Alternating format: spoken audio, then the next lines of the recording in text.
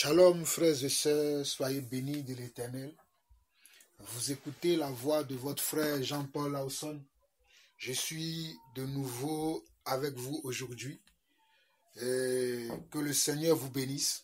J'espère que chacun d'entre vous, vous vous portez bien, que vous vous attachez au Seigneur et que vous vous attachez aussi à sa parole, à son esprit, malgré les temps difficiles que nous vivrons, malgré les épreuves que nous endurons et malgré le temps de famine, je dis bien le temps de famine, que ce soit la famine spirituelle ou la famine physique qui existe actuellement dans le monde. J'espère que chacun d'entre nous se porte bien et s'attache de plus en plus au Seigneur. Laissez-moi prier quelques instants. Éternel notre Dieu, nous te bénissons, nous te glorifions, nous t'exaltons, Seigneur Dieu. Toi qui es notre Père, toi qui es notre Seigneur, nous te rendons toute la gloire. Puisque tu es notre Seigneur, tu es notre Dieu, nous voulons te donner toute ta place aujourd'hui dans l'Église. Sois béni, sois élevé. Conduis-nous, Seigneur Dieu, afin que nous puissions marcher selon ton plan et dans ta volonté parfaite. Donne-nous, Seigneur Dieu, de marcher comme toi-même tu marchais lorsque tu étais sur terre et que tu continues, Seigneur Dieu, de nous conduire, de conduire ton Église, Papa. À toi seul, l'honneur, la gloire, la puissance pour des siècles. Au nom de Jésus-Christ, nous avons ainsi prié. Amen. Frères et sœurs, comme j'ai dit dès le départ, vous écoutez la voix de Jean-Paul Lawson. J'ai deux sentiments. Je suis dans la joie et je suis aussi triste. Je vous assure, à l'intérieur de moi-même, j'ai la joie, mais je suis aussi triste. Voilà pourquoi je n'ai pas fait une vidéo, parce que je ne voulais pas que vous voyez mon visage triste, mais j'ai voulu faire une audio pour pouvoir donner un enseignement, un partage et donner aussi mes impressions, l'état de mon cœur actuellement. Moi, actuellement, j'étudie beaucoup. Actuellement, je suis en train d'étudier encore la parole. J'étudie beaucoup, je suis déjà passé par le livre de Corinthiens, le livre de Daniel, le livre d'Apocalypse. J'étudie beaucoup en ce moment. J'étudie beaucoup parce que je veux connaître le Seigneur, je veux connaître les volontés de Dieu et je suis patient avec le Seigneur. Je ne me presse pas, je suis patient avec le Seigneur. Voilà mon état actuel. Voilà, cette dernière, j'ai beaucoup d'enseignements à donner. Mais je demande au Seigneur, quand est-ce qu'il faut que je donne ces enseignements? Quand est-ce que c'est le moment? Dis-moi quand ça sera le moment, afin que je ne fasse pas les choses comme j'ai l'habitude de faire les choses. Enseigner pour enseigner, mais enseigner pour que le peuple puisse recevoir la bonne nourriture au bon moment, au moment convenable. C'est ça, moi, mon travail. Beaucoup vont se dire, ça fait longtemps, on n'a plus entendu le frère Jean-Paul, on n'a plus reçu des enseignements. Non, mes frères. Nous sommes conduits par le Seigneur. Nous attendons que le Seigneur nous conduise. Aujourd'hui, je veux juste vous parler parce qu'il y a beaucoup de choses qui se passent et il faut que je vous mette sur le droit chemin. Voilà pourquoi je veux encore parler aujourd'hui. Et aujourd'hui, j'ai une question qui m'a été posée par une sœur et il m'a posé une question concernant le livre de Nombres.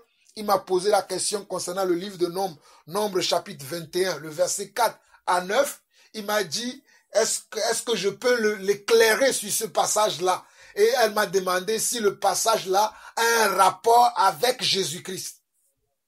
Nombre 21, verset 4 à 9, la sœur me demande si ce passage-là a un rapport avec Jésus-Christ. J'ai répondu à la sœur, mais je sais que beaucoup d'entre vous, peut-être vous êtes aussi dans le cas de la sœur, ou peut-être vous n'êtes pas dans le cas de la sœur, mais cela peut vous aider à recharger vos batteries, à vous reconcentrer sur la vraie chose, la chose sur laquelle nous devons nous concentrer. Voilà pourquoi j'ai décidé de sortir de mon silence pour partager ces choses avec vous. C'est très important, Église de Dieu. Soyez bénis. Nous allons lire rapidement Nombres chapitre 21. Nous allons voir 5 passages aujourd'hui que je peux vous donner déjà. Nous allons voir Nombres chapitre 21, Jean chapitre 3, 1 Corinthiens chapitre 10, Romains chapitre 8, Romains chapitre 6, et nous allons voir Colossiens chapitre 2, et nous verrons peut-être 2 Timothée chapitre 3 si nous avons encore le temps. Et après, je donnerai un petit conseil à la fin de cet enseignement pour toute l'Église, parce que l'Église en a besoin. Allons rapidement dans Nombre chapitre 21. Nombre chapitre 21, que nous allons lire rapidement. Nombre chapitre 21. Que le Seigneur soit béni pour sa parole. Parce que la parole de Dieu nous éclaire. Nombre chapitre 21, le verset 4 au verset 10, j'ai dit au verset 10, au verset 9 dit ceci. Il partit de la montagne de Hor par le chemin de la mer Rouge pour contourner le pays d'Édom. Le peuple s'impatienta en route. Le peuple s'impatienta en route. Ici, on nous parle de qui? On nous parle du peuple d'Israël. On nous parle du peuple d'Israël qui a quitté l'Égypte et qui était dans le désert et qui marchait vers Canaan. Ils allaient vers Canaan. Le peuple de Dieu qui a quitté comment? Qui a quitté le désert et qui se propulsait vers Canaan, la terre promise. Au verset 5, on nous dit que le peuple, avant d'arriver au verset 5, ce peuple-là, lorsqu'il était sur la route allant vers Canaan, la terre promise, il s'impatienta. Ils avaient de l'impatience. Ils étaient pressés d'y arriver. On nous dit au verset 5. Et comme le peuple s'impatienta, il parla contre Dieu, on nous dit, et parla contre Dieu et contre Moïse. Pourquoi nous avez-vous fait monter hors d'Égypte? Pour que nous mourions dans le désert. Car il n'y a point de pain, il n'y a point d'eau, et notre âme est dégoûtée de cette misérable nourriture. Et notre âme est dégoûtée de cette misérable nourriture.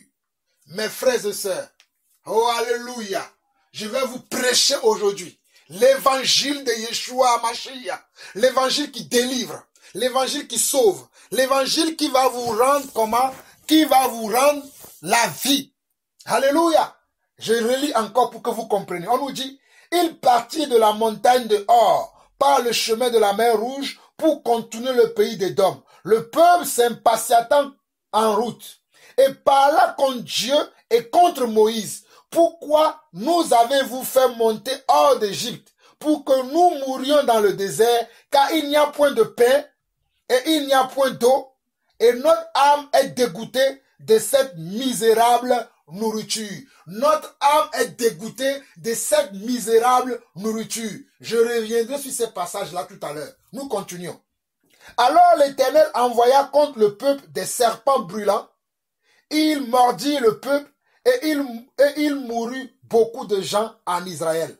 Alors l'Éternel, verset 6 dit, alors l'Éternel, c'est-à-dire alors Dieu, envoya contre le peuple des serpents brûlants, il mordit le peuple et il mourut beaucoup de gens en Israël. Le peuple vint à Moïse et dit, nous avons péché. Le peuple, il vint maintenant à qui? Il vint à Moïse et dit, nous avons péché, car nous avons parlé contre l'Éternel et contre toi.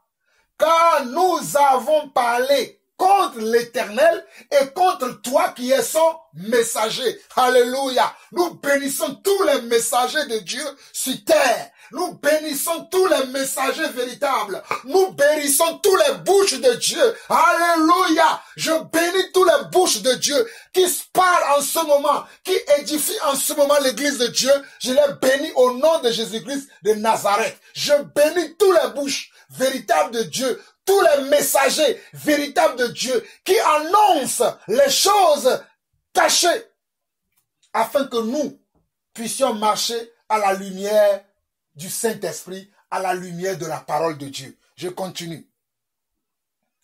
Prie l'Éternel afin qu'il éloigne de nous ces serpents. Moïse pria pour le peuple.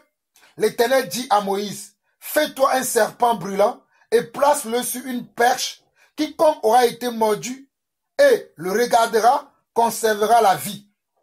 Moïse fit un serpent d'airain et le plaça sur une perche, et quiconque avait été mordu par un serpent et regardait le serpent d'airain conservait la vie. Quiconque avait été mordu par le serpent et regardait le serpent d'airain conservait la vie, c'est-à-dire recevait la vie. Voilà un peuple que Dieu a fait sortir de comment? A fait sortir d'Égypte et que Dieu amène comment? Amène à la terre promise qui est Canaan. Cette histoire est similaire à notre histoire, à l'histoire de l'Église aujourd'hui. Cette histoire est la préfiguration de ce qui se passe avec l'Église aujourd'hui. Cette histoire est une histoire identique à ce que nous vivons aujourd'hui parce que Dieu nous a fait sortir du monde, de tout système du monde pour nous amener dans son royaume. Alléluia, le royaume céleste, la nouvelle Jérusalem, le paradis, le ciel. Alléluia. Dieu nous amène là-bas. Mais pour que Dieu nous amène là-bas, il va falloir qu'on passe par le désert. Et le désert représente encore la terre, représente encore les épreuves que nous endurons sur cette terre-là. Mais est-ce que nous nous impatientons ou bien nous suivons pas à pas le chemin que Dieu lui-même il nous trace? Est-ce que nous nous impatientons ou bien nous suivons le chemin que Dieu lui-même nous trace? Parce que Dieu nous a sortis du monde pour nous amener dans son admirable royaume. Il a dit, j'ai beaucoup de maisons j'ai beaucoup de place dans la maison de mon Père. Je m'en vais vous préparer une place. Et lorsque j'en finirai, je reviendrai vous chercher afin que vous soyez là où je suis. Donc nous sommes en attente de rejoindre le ciel. Nous sommes en attente d'embarquement. Nous sommes en attente d'embarquement. Nous voulons rejoindre le ciel. Nous voulons rejoindre le royaume de Dieu. Nous voulons rejoindre la maison de Dieu. Nous voulons rejoindre Christ. Et nous sommes en attente. Et dans cette attente-là, est-ce que nous nous impatientons ou pas? Je vais revenir encore sur cette question. Allons-y. Donc, on nous dit dans Nombre 21, au verset 4, que le peuple s'empatienta en route et parla contre Dieu et contre Moïse. Donc, lorsqu'ils ont parlé contre Dieu et son messager, ils ont commis un péché. On nous dit, et parla contre Dieu et contre Moïse. Pourquoi nous avez-vous fait monter hors d'Égypte pour que nous mourions dans le désert, car il n'y a point de pain, il n'y a point d'eau, et notre âme est dégoûtée de cette misérable nourriture.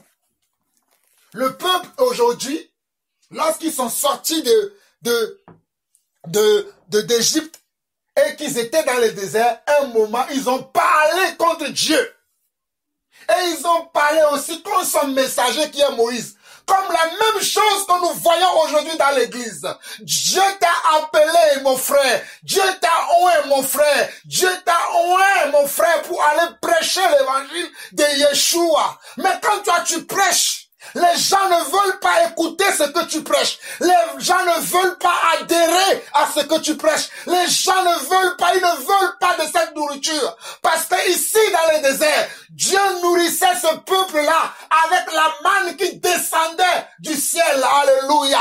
Avec la caille qui descendait du ciel. Et aujourd'hui, alléluia, la manne représente la parole de Dieu. Alléluia. Oh, l'eau du rocher que le peuple buvait, c'est le Saint-Esprit aujourd'hui. L'eau du rocher représente le Saint-Esprit dans l'église qui nous conduit. Mais qu'est-ce que je remarque, mes frères et sœurs? Je remarque que les gens ne veulent pas adhérer à ce que nous prêchons. Les gens ne veulent pas aimer la vérité. Ils préfèrent le mensonge. Comme je l'ai dit il y a quelque temps, lorsque j'ai parlé du ministère de Satan et du ministère de Jésus-Christ. Les gens préfèrent aujourd'hui le ministère de l'iniquité. Ils préfèrent le ministère du mal. Ils ne veulent pas le ministère de la vie, le ministère de la parole. Donc ils ont rejeté Dieu et ils ont rejeté aussi son serviteur. Mon frère, je veux te dire, si les gens te rejettent, sache qu'ils ont déjà rejeté Dieu. Ce n'est pas toi qui rejettes, mais c'est la parole que tu prêches qui rejette. Et ils te rejettent aussi toi le messager. Sache ça, mon frère. Il y a une chose que je sais. Dans l'Écriture, il est écrit que lorsqu'on devait amener Jésus devant Ponce Pilate, et que Ponce Pilate va s'agacer, Ponce Pilate va leur présenter Barabbas, le méchant, et va leur présenter Jésus-Christ le juste. Mais le peuple va choisir qui? Le peuple va choisir Barabbas en détriment de Yeshua Mashiach. Oh, ils vont préférer le mal au bien. Et les mêmes choses se répètent sous nos yeux encore aujourd'hui. Et les gens ne comprennent pas. Les mêmes choses se répètent aujourd'hui. Nous continuons. Au verset 6, on nous dit: alors l'Éternel envoya contre le peuple des serpents brûlants. Il mordit le peuple et il mourut beaucoup de gens en Israël. Pourquoi les serpents brûlants sont venus mordre le peuple? Parce que le peuple a murmuré contre Dieu. Parce que le peuple a murmuré contre le messager. Parce que le peuple a murmuré contre Dieu et contre son messager, oh Rabbi. Le peuple a murmuré et aujourd'hui les gens murmurent. Nous murmurons contre Dieu. Nous murmurons contre les messagers parce que les messagers ne prêchent pas ce que nous voulons entendre.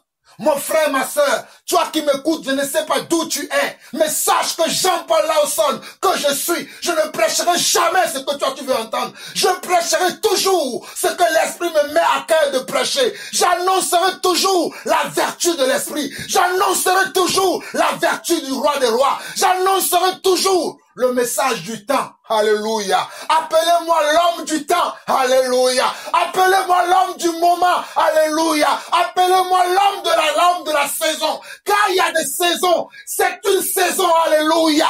C'est une saison aussi, cette saison-là, dans laquelle Dieu me permet encore aujourd'hui de parler. Alors le peuple a parlé contre Dieu. Et le peuple a parlé contre son serviteur. Et Dieu a été touché. Et comme Dieu a été touché, il a décidé au verset 6 de Nombre 21, alors l'Éternel envoya contre le peuple des serpents brûlants. Il mordit le peuple et il mourut beaucoup de gens en Israël. Le Dieu a envoyé quoi? Il a envoyé des serpents brûlants qui mordirent le peuple. Et beaucoup de ce peuple-là fut comment? Fut mort. À cause de quoi? À cause de leur impatience, à cause de leur murmure, à cause de comment? À cause de leurs commentaires. Souvenez-vous depuis le début de ce moment de famine, de ce moment de famine spirituelle que nous vivons. Je vous ai averti concernant vos commentaires. Je vous ai averti concernant vos commentaires. J'ai dit mon frère, j'ai dit ma soeur, fais attention lorsque tu fais un commentaire. Fais encore attention lorsque tu parles, car par tes paroles, tu seras justifié et par tes paroles, tu seras condamné. Beaucoup m'ont jeté la pierre, mais moi je donne la nourriture du temps, car je suis l'homme du temps. Alléluia. Moi je donne la nourriture du temps, car je suis l'homme du temps. Appelez-moi l'homme du temps. Je bénis le Seigneur pour ce moment encore aujourd'hui. Alors, si nous lisons Romains chapitre 6, le verset 23, la similitude de cette parole avec Romains dit ceci. Romains 6, verset 23, dit ceci. Car le salaire du péché, c'est la mort. Alléluia. Car le salaire du péché, c'est quoi? C'est la mort. Car le salaire du péché, c'est la mort. Mais le don gratuit de Dieu, c'est quoi? C'est la vie éternelle. Regardez, car le salaire du péché, c'est la mort. Mais le don gratuit de Dieu, c'est la vie éternelle en Jésus-Christ notre Seigneur. Car le salaire du péché, c'est la mort. Parce que ces hommes ont parlé contre Dieu, ils ont péché. Et comme ils ont péché, ils doivent faire quoi? Ils doivent mourir. Parce que le salaire du péché, c'est la mort. Le salaire du péché, c'est la mort. Ils doivent mourir parce qu'ils ont péché. À cause de leur impatience, à cause de leur murmure contre le serviteur de Dieu et contre le messager de Dieu Moïse, ils ont péché, donc ils doivent mourir. Voilà pourquoi Dieu a envoyé des serpents brûlants et que dans le désert, ils étaient mordus par les serpents, les serpents et ils mouraient. Ils mouraient dans le désert. Ils mouraient par dizaines, ils mouraient par centaines, jusqu'à ce que ils se sont retournés vers Moïse, vers le verset 7, il dit, le peuple vint à Moïse et dit, nous avons péché, car nous avons parlé contre l'Éternel et contre toi. Ils se sont posé des questions. Pourquoi mourrions-nous? Pourquoi nous mourons? Et ils ont vu que dans leur impatience, ils ont parlé contre Dieu et ils ont parlé contre son messager. Alors ils vont devenir maintenant, ils vont faire un mea culpa devant Moïse et ils vont le dire. Prie l'Éternel afin qu'il éloigne de nous ces serpents. Moïse pria pour le peuple. L'Éternel dit à Moïse, fais-toi un serpent d'airain et place-le sur une pêche. Quiconque aura été mordu et le regardera conservera la vie. Moïse fit un serpent d'airain et le plaça sur une pêche, et quiconque avait été mordu par le serpent d'airain et qui regardait, qui avait été mordu par le serpent et regardait le serpent d'airain conservait la vie. Voilà comment Dieu a résolu cette énigme. Voilà comment Dieu, par la bouche de son serviteur Moïse et par le serpent d'airain qu'il a fait dans le désert, il a conservé la vie à ceux qui mouraient. Il a conservé la vie à ceux qui mouraient. Et je dis que cette histoire a une similitude avec nous l'église aujourd'hui. Et nous l'église, nous péchons. Nous avons péché, nous étions dans le monde, nous sommes des pécheurs dans le monde et Dieu est venu jusqu'à nous et il nous a sauvés en nous amenant où? Il est en train de nous amener à la terre promise, il est en train de nous amener à Jérusalem, il est en train de nous amener comment? Au ciel, au paradis. Mais beaucoup d'entre nous s'impatientent dans le chemin. Beaucoup d'entre nous s'impatientent dans le chemin parce qu'ils n'aiment pas la nourriture que nous les messagers nous donnons. Alléluia. Je parle à quelqu'un. Ils n'aiment pas la nourriture que nous les messagers, alléluia, nous donnons. Mais nous sommes à la fin des temps. Nous sommes les messagers de la fin des temps. Et nous devons donner, alléluia, la nourriture convenable. Selon ce qui est écrit dans Matthieu 24. Je vous assure, allez méditer ce passage. Moi, je donne la nourriture du moment. Il faut donner la nourriture du moment. Mais vous, le peuple, vous n'aimez pas la nourriture que nous vous donnons. Vous ne voulez pas cette nourriture. Vous voulez d'autres nourritures. Voilà pourquoi vous êtes sur les réseaux sociaux, allant de vidéo en vidéo, allant de vidéo en vidéo, allant de vidéo en vidéo. Mais je prie pour toi, mon frère. Je prie pour toi, ma soeur, que tu comprennes aujourd'hui que Dieu t'a donné un messager. Alléluia. Que Dieu t'a donné un messager. Que c'est ce messager-là que tu dois écouter pour avoir la vie sauve, pour grandir spirituellement, pour évoluer, pour grandir et évoluer spirituellement. Tu dois écouter le messager que Dieu t'a donné. Dieu t'a donné un messager. Peut-être c'est moi, peut-être c'est quelqu'un d'autre, parce que nous sommes des milliers de serviteurs de Dieu authentiques dans ce temps de la fin que Dieu suscite pour que vous puissiez écouter l'évangile vrai. L'évangile non dilué, l'évangile qui vient de la bouche et du cœur de Dieu directement. Mais vous ne voulez pas. Comme le peuple a murmuré contre Moïse, qu'ils en ont assez de la manne et de la caille. Ils ont même dit, pourquoi vous nous avez amenés hors d'Égypte pour nous faire souffrir ces choses que nous souffrons dans le désert. C'est ainsi que beaucoup d'entre vous aussi, vous réfléchissez et vous dites, avant j'étais dans le monde, je n'étais pas comme je suis aujourd'hui. Regardez comment je suis maigre aujourd'hui. Regardez comment je suis pauvre aujourd'hui. Regardez comment je suis seul aujourd'hui. Je suis dans la solitude. Personne n'est avec moi. Personne ne marche avec moi. Personne ne m'appelle. Personne ne me considère. Personne ne me dit quelque chose. Comme un jour, il y a 9 ans de cela, lorsque j'avais quitté l'église, l'église morte. Il y a une des sœurs de cette église-là, à l'époque, nous faisons des réunions à la maison chez moi. Et il y a beaucoup de sœurs de cette église, de cette assemblée-là qui étaient venues chez moi à la maison. Nous avons commencé à prêcher, j'ai commencé à prêcher. Et j'ai entendu une des sœurs dire, regardez comment je suis devenu aujourd'hui. Moi qui roulais en BM, aujourd'hui je roule en Renault 5. Je me suis dit, voilà quelqu'un qui n'a pas compris que j'ai dans mon auditoire. Je me suis dit, voilà quelqu'un qui n'a rien compris que j'ai amené auprès de moi. Et sûrement qu'elle ne fera pas long feu. Et effectivement, elle n'a pas fait long feu, elle est partie après. Parce qu'elle n'a pas compris le message du temps. Elle n'a pas compris ce qui se passait. Beaucoup d'entre vous, vous avez la même pensée, la même attitude que ces sœurs-là. À moi qui roulais en Ferrari, aujourd'hui je roule en Renault 21.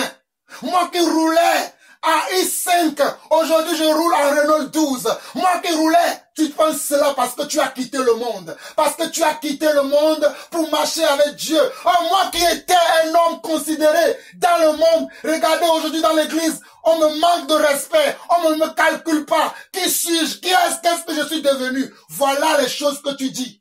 Voilà que ce sont tes pensées, nuit et jour. Voilà comment tu te comportes nuit et jour. Voilà pourquoi tu n'arrives pas à avancer. Parce que tu te poses de mauvaises questions. Tu es là tout le temps à rechigner sur ton sort.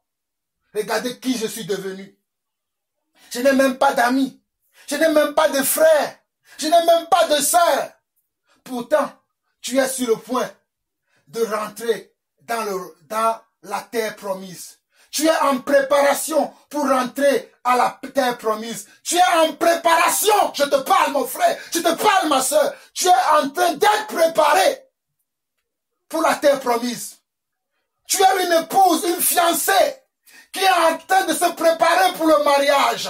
Tu as une fiancée qui est en train de se préparer pour le mariage. Alléluia. Souvenez-vous de l'histoire de Matthieu 25. Alléluia. Matthieu 25 concernant comment les vierges folles et les vierges sages. Tu es en train de te préparer pour le mariage. Mais quelle est ton attitude, mon frère? Quelle est ton attitude, ma soeur? Quelles sont nos attitudes, nos comportements? Nous murmurons, nous nous impatientons contre le Seigneur, nous parlons contre le Seigneur.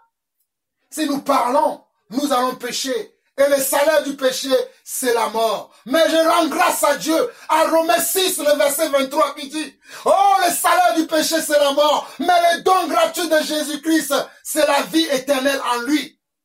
C'est Jésus-Christ qui est le don gratuit de Dieu, qui nous permet d'avoir la vie. Donc le serpent faisait quoi? Le serpent venait mordre les Égyptiens et les Israéliens. Et ils avaient comment la mort.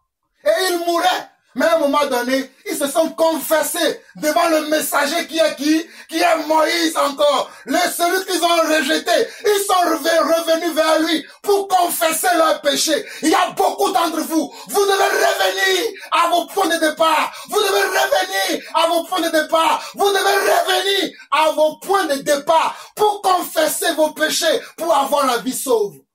Que celui qui a des oreilles pour entendre, entend ce que l'Esprit dit à l'Église. Vous devez revenir à vos points de départ pour confesser vos péchés. Et vous aurez la vie sauve. J'avance. Alors, Dieu a dit à Moïse, tu vas faire un serpent d'airain. Lorsque le peuple va être mordu par le serpent, brûlant, qui est ma punition pour eux, tu leur diras d'aller regarder le serpent d'airain que tu vas élever et ils auront la vie sauve. Et c'est ainsi que le peuple se sauvait. C'est ainsi que le peuple avait la vie. Mais, pourquoi je vous dis que cette histoire, c'est la même chose que nous vivons aujourd'hui? Parce que Jésus lui-même l'a dit dans Jean chapitre 3. Et nous allons aller très rapidement dans Jean chapitre 3, parce que nous n'avons pas le temps. Oh, que le Seigneur vous bénisse, mes frères et sœurs. Jean chapitre 3, très rapidement. Jean chapitre 3, alléluia. Jean chapitre 3, Jean chapitre 3, Jean chapitre 3, Jean chapitre 3, oh alléluia. Jean chapitre 3, oh alléluia aussi, Yana. Jean chapitre 3, le verset 13 au verset 18 dit ceci. Personne n'est monté au ciel, et ce n'est celui qui est descendu du ciel, le Fils de l'homme qui est dans le ciel. Alléluia. Personne n'est monté au ciel, si ce n'est celui qui est descendu du ciel, le Fils de l'homme qui est dans le ciel. Oh, béni sois-tu, toi, Fils de l'homme, qui est assis sur le trône dans le ciel. Béni sois-tu, mon roi. Béni sois-tu, mon Seigneur. Béni sois-tu, mon maître, celui que je sers. Alléluia. Verset 14. Et comme Moïse éleva le serpent dans le désert, il faut de même que le Fils de l'homme soit élevé. Et comme Moïse éleva le serpent dans le désert, il faut de même que le Fils de l'homme soit élevé. Et comme Moïse, regardez, comme Moïse éleva le serpent dans le désert, il faut aussi que le Fils de l'homme soit élevé. Il parlait de quoi? Il parlait de sa crucifixion à la croix. Il faut que lui aussi, il soit pendu à un bois pour donner la vie à tous ceux qui vont croire à ce sacrifice qu'il a fait à la croix. Il le dit dans la suite du verset. Regardez le verset 15. Il dit, afin que quiconque croit en lui ait la vie éternelle. Car Dieu a tant aimé le monde qu'il a donné son Fils unique afin que quiconque croit en lui ne périsse point, mais qu'il ait la vie éternelle. Dieu, en effet, n'a pas envoyé son Fils dans le monde pour qu'il juge le monde, mais pour que le monde soit sauvé par lui. Verset 18, celui qui croit en lui n'est point jugé, mais celui qui ne croit pas est déjà jugé parce qu'il n'a pas cru au nom du Fils unique de Dieu. Regardez, afin, verset 19 dit, afin que quiconque croit en lui, quiconque croira que la mort de Jésus à la croix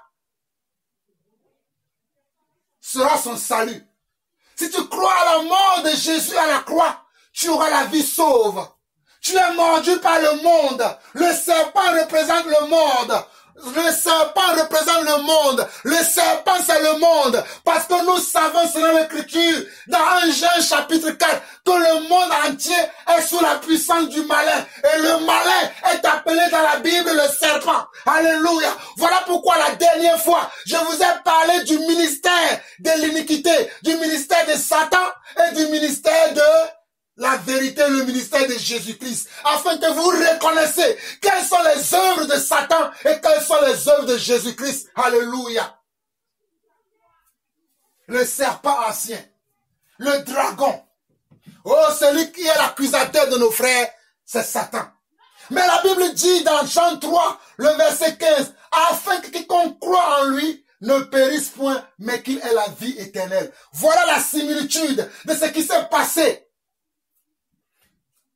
dans le désert avec Moïse et le peuple, ce qui se passe aujourd'hui dans l'église avec nous. Nous sommes les serviteurs de Dieu. Nous présentons Christ, Christ crucifié, alléluia. Comme Paul l'a dit dans 1 Corinthiens chapitre 2, il a dit que lorsque je suis venu vous voir, vous les Corinthiens, je n'ai cherché quelque chose d'autre que de savoir que Christ crucifié, que vous reconnaissez que Christ est crucifié.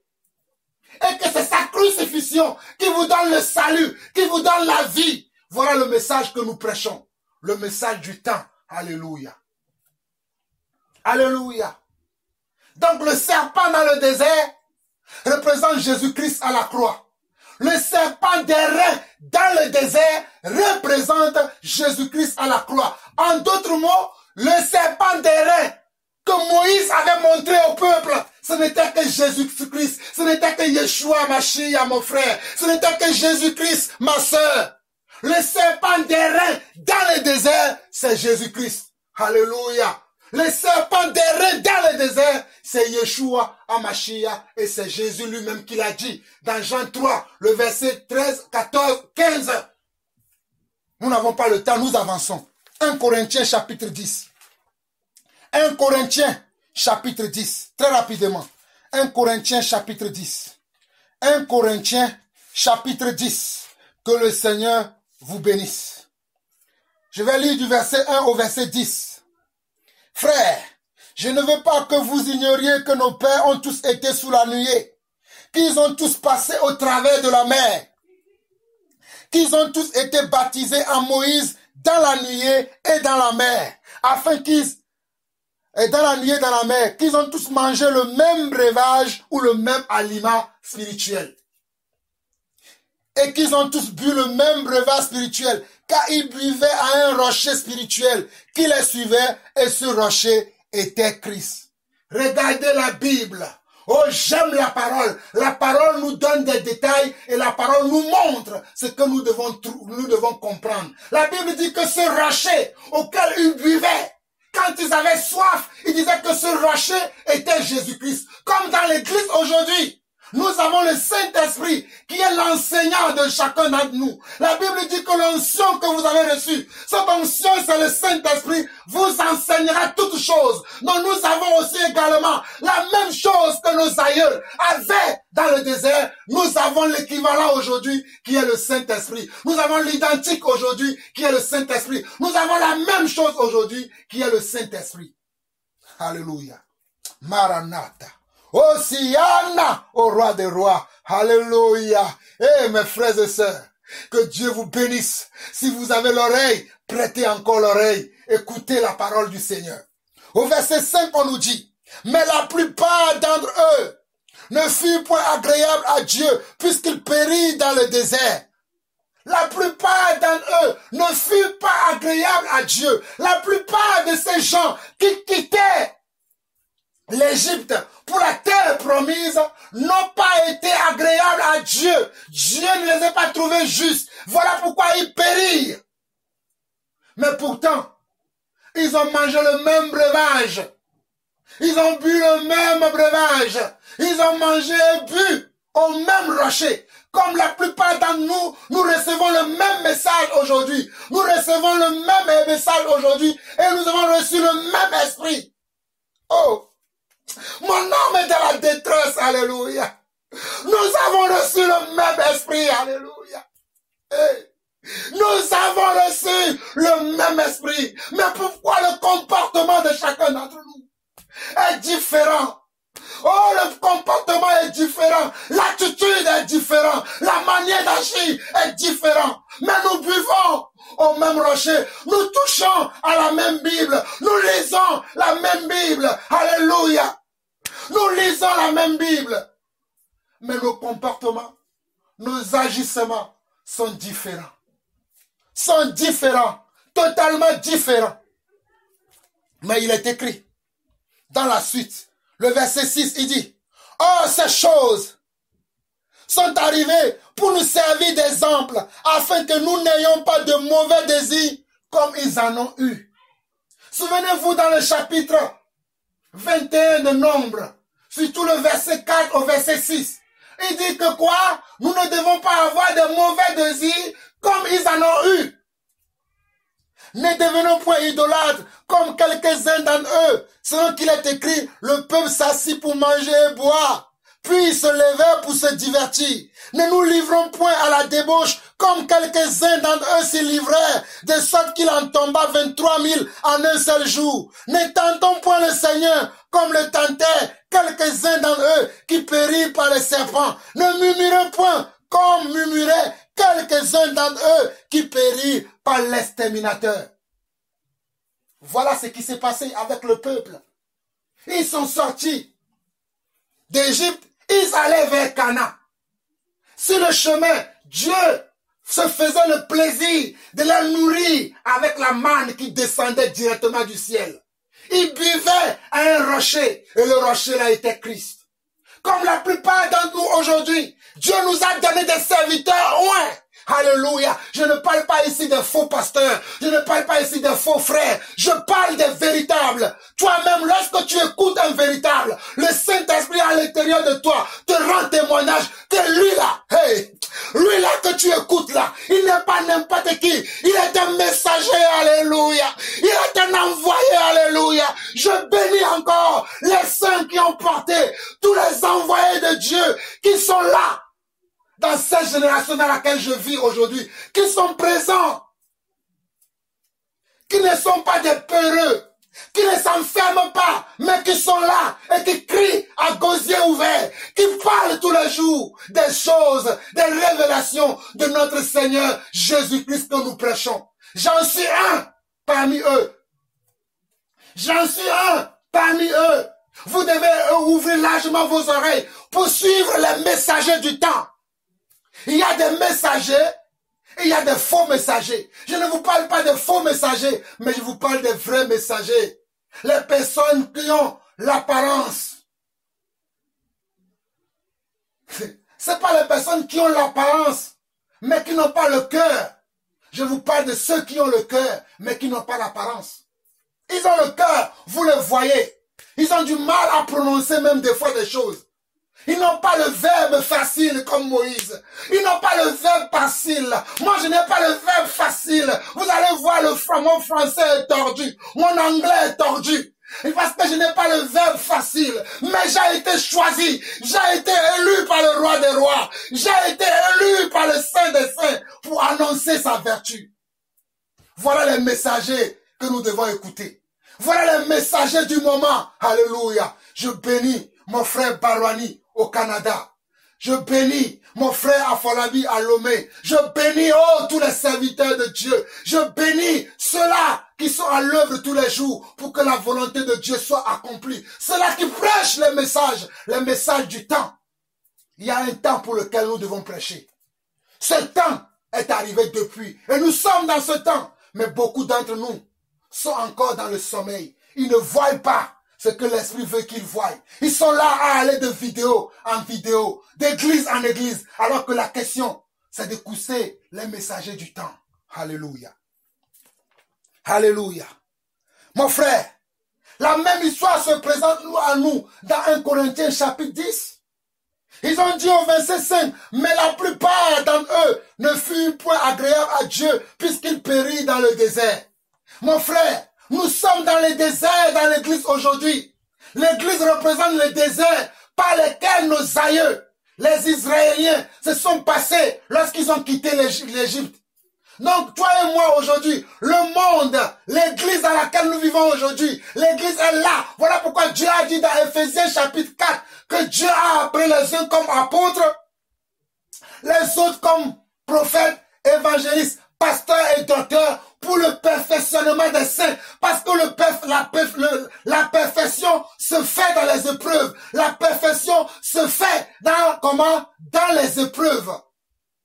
Voilà pourquoi nous sommes en préparation pour rentrer dans le royaume de Dieu.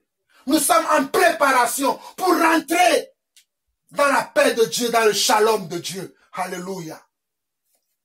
Mais que faisons-nous?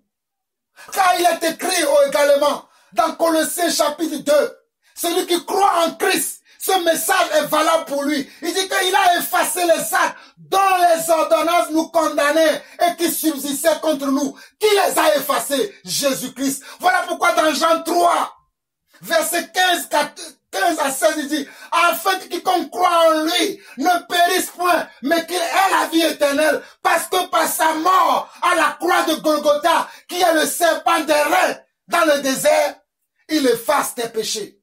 Il efface comment? Tes condamnations. Il efface comment? Tes jugements à toi. Et qui te donne maintenant son jugement à lui. Voilà le travail que Jésus a fait pour toi et pour moi. Voilà le travail que Yeshua, Mashiach, a fait pour toi et pour moi, mon frère. Pour moi, ma soeur. Pour toi, ma soeur. Mais comment te comportes-tu aujourd'hui?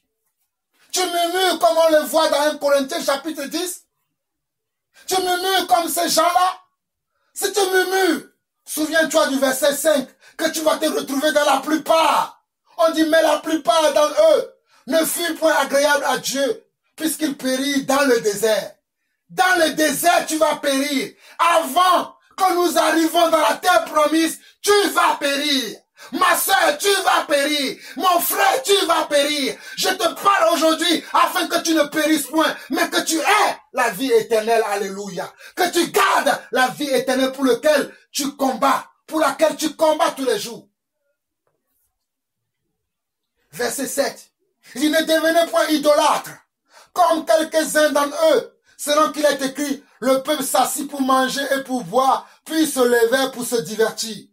Ne nous livrons point à la débauche, comme quelques-uns d'entre eux s'y livraient de sorte qu'il en tombant vers 3000 en un seul jour. Ne tentons point le Seigneur, comme les tentaient quelques-uns d'entre eux qui périrent par les serpents. Ne murmurez point, comme murmuraient quelques-uns d'entre eux qui périrent par l'exterminateur.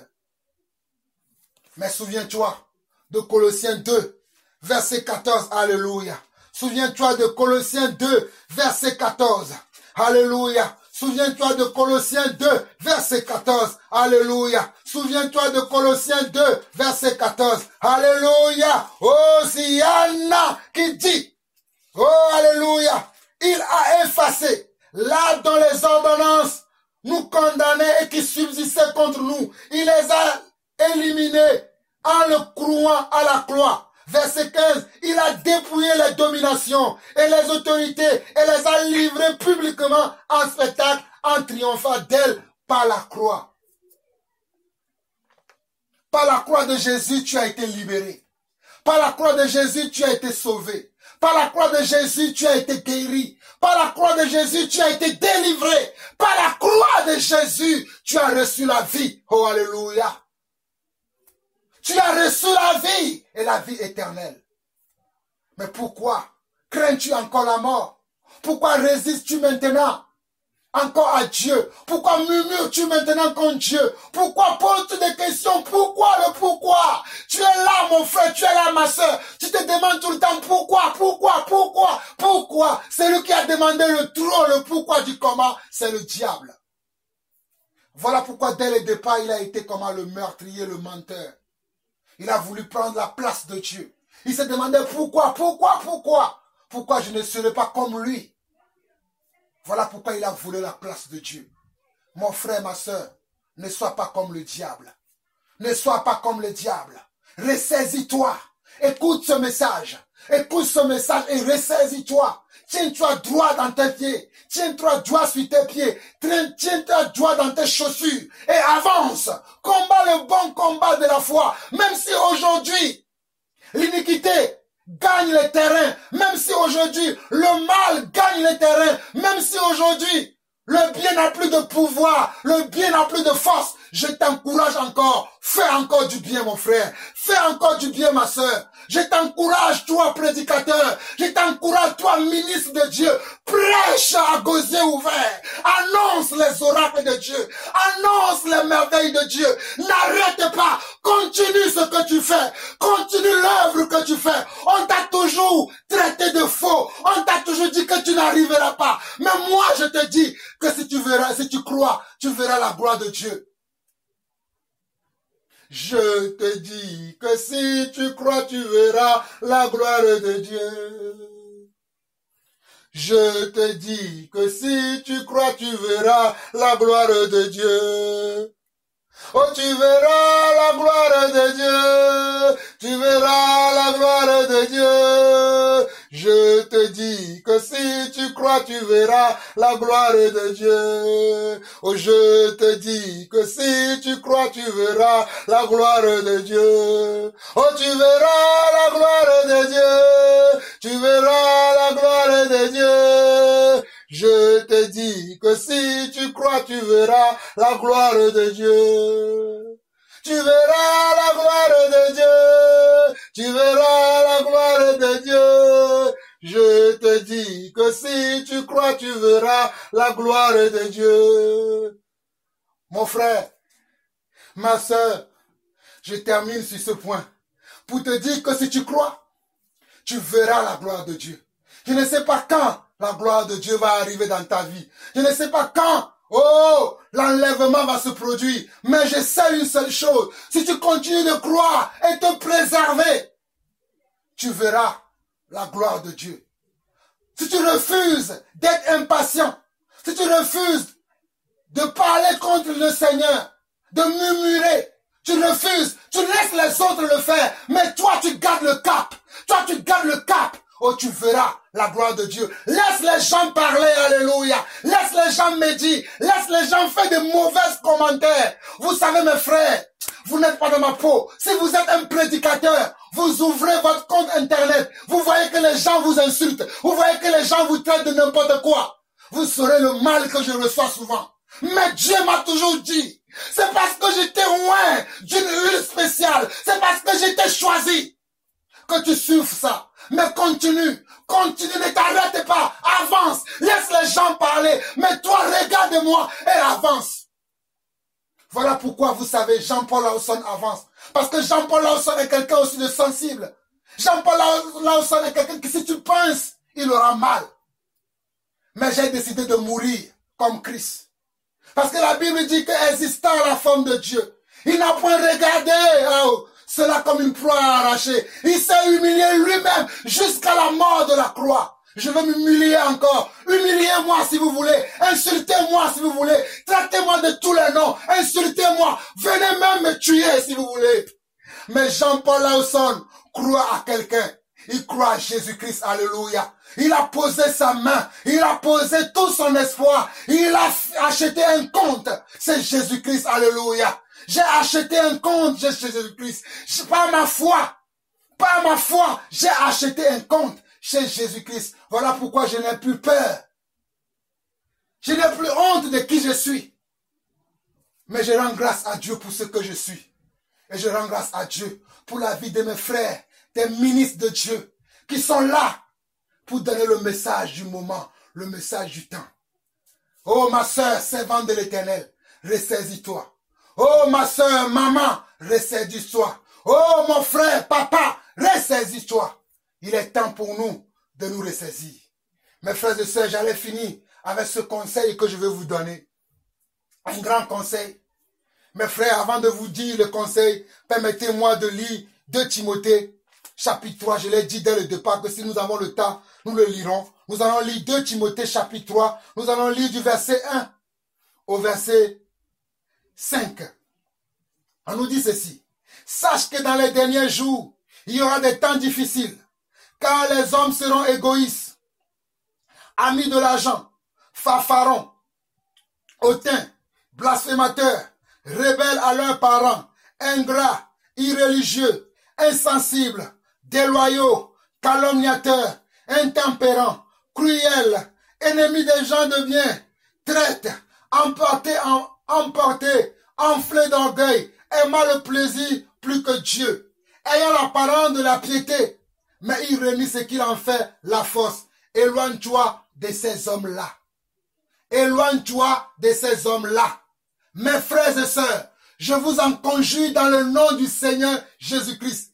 Éloignez-vous de tous ceux qui ont l'apparence de la piété, mais qui renient ce qui en fait la force. Éloignez-vous de ces hommes-là. Éloignez-vous de ces hommes-là. Regardez bien, il est écrit dans 2 Timothée chapitre 3. Sache que dans les derniers jours, il y aura des temps difficiles. Les temps difficiles, c'est ce que nous vivons aujourd'hui. Il y a une famine spirituelle et il y a une famine physique aussi dans le monde actuellement. Si vous ne le savez pas, je vous l'annonce. Car les hommes seront égoïstes. Nous voyons des hommes égoïstes aujourd'hui. Amis de l'argent, fanfarons, hautains. Mes frères et sœurs, dites-moi comment vous vous retrouvez dans une église pendant ce temps de confinement, pendant ce temps où il y a une sécheresse sur la terre. Les activités sont bloquées, mais les gens sont là à vous parler que de la dîme. Les gens sont là à vous parler que des offrandes. J'ai même été étonné hier, mes frères et sœurs. Je vous parle de ce que je vis tous les jours. Je ne vous raconte pas des histoires des autres. Je vous appelle, je vous parle de mon vécu. Hier, j'ai eu la grâce de parler à une mamie. Une maman qui a 89 ans. Moi, Jean-Paul Lawson, j'ai parlé à cette maman. Et vous savez, j'ai été béni. Parce que je voulais prier pour la dame. Mais la dame m'a béni par le message qu'elle me donnait. Elle me disait, mon fils, tu sais, l'évangile que nous écoutons aujourd'hui, ce n'est pas le même évangile qu'il y avait il y a 40 ans, il y a 50 ans. Ce n'est pas le même évangile. Parce que la dame est 89 ans. Cette dame est dans une église. Elle est malade. Au lieu que l'église passe le temps à aller la visiter et prier pour elle, personne ne va la voir, je vous assure. À part quelques frères, quelques sœurs qui sont proches de cette dame, qui l'aiment, qui vont la voir. D'ailleurs, c'est l'une de ces sœurs qui m'a parlé de cette dame-là. Et je te salue, ma sœur Francine de Martinique, sois bénie pour l'œuvre de Dieu que tu fais. Et je te l'ai dit hier, Dieu se souviendra de toi. Et c'est cette sœur qui m'a parlé de la sœur. Et elle m'a donné son numéro de téléphone. Et j'ai appelé la sœur. J'ai passé du temps à le conforter, à l'exhorter et à prier pour elle. Mais elle aussi, elle m'a conforté, elle a prié aussi pour moi. Je me suis rendu compte de quelque chose. Que ce que la Bible dit, elle est toujours réelle. Parce que les hommes continuent à être égoïstes. Ils ne pensent qu'à leur ventre. On dit que quelqu'un est malade. Mais vous, il n'y a que les dîmes et les offrandes qui vous intéressent. Il n'y a que les dîmes et les offrandes qui vous intéressent. Le Dieu que nous servons vous regarde. Le Dieu pour lequel nous mouillons, nos maillots vous regardent. À qui j'ai demandé une dîme qui vienne me le dire ici à l'église. à qui j'ai demandé une offrande. Mais je bénis le Seigneur pour ceux qui se décident eux-mêmes délibérément. Par moment, ils me font des offrandes volontaires. Que Dieu vous bénisse. Car la Bible dit également que ceux qui servent ou bien ceux qui prêchent l'évangile doivent vivre de l'évangile. Qu'est-ce que moi je suis moins que ceux-là qui demandent les dîmes et les offrandes? Je suis un serviteur au même titre que eux. Mais moi je ne demande pas les dîmes et les offrandes parce que je sais que celui que je sers touchera les cœurs pour ceux qui doivent donner si on a besoin de nous donner. Dieu le sait. Je ferme cette petite parenthèse. Mais quand je parlais avec la dame m'a dit cela. Elle m'a dit que oui, je ne comprends pas ce qui se passe aujourd'hui.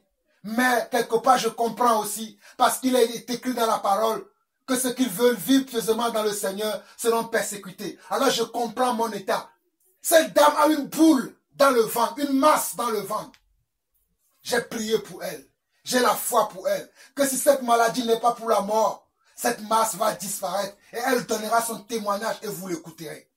Mais ce qui m'a le plus choqué, c'est que les hommes de Dieu qui sont censés donner la nourriture à cette dame sont là à réclamer les dîmes et les offrandes. Cela me montre aujourd'hui que les hommes de Dieu sont perdus. Ils ne sont pas des messagers du temps. Ils ne sont pas des envoyés de Dieu. Mais ils se sont fait ministres, des faux ministres. Puisque la Bible dit que même le diable se déguise en ange de lumière. Voilà pourquoi ces hommes sont là. Ils vous réclament la dîme et les offrandes. Mais ils ne sont pas prêts à aller vous visiter. Ils ne sont pas prêts à aller prier pour vous. Ils ne sont pas prêts à aller vous exhorter. Ils ne sont pas prêts à aller vous encourager. Ils ne sont pas prêts à vous appeler et prendre de vos nouvelles. Mais vos dîmes et vos offrandes les intéressent.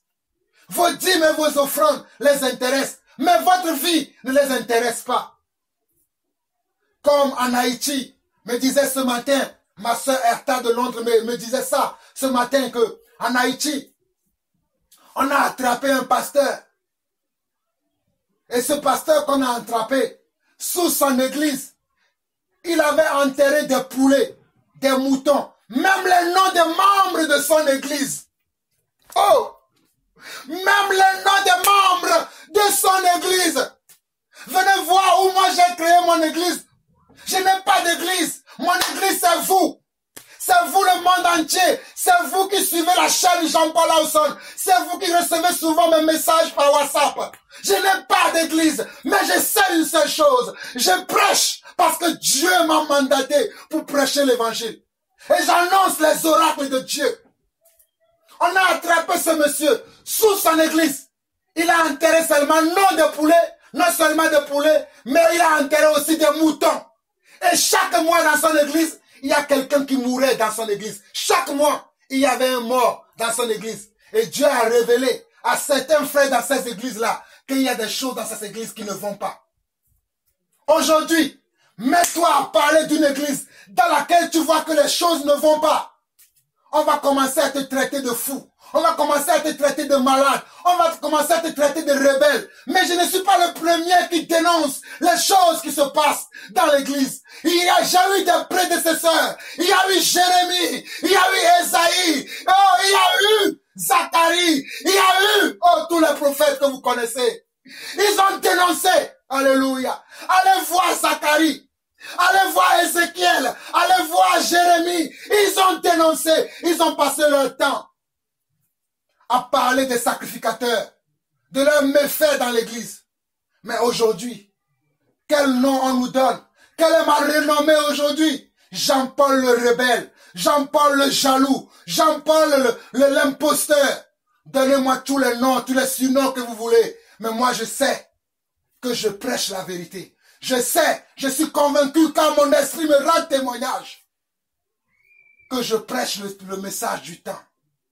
Mon frère, mes frères et sœurs, voilà le message que je voulais vous donner aujourd'hui. Donc faites attention à ce que vous voyez. Tout ce qui brille n'est pas de l'or. Ne courez pas dans les églises où il y a trop de monde. Là, l'église dans laquelle vivait la mémé de 89 ans, ils ont plusieurs membres.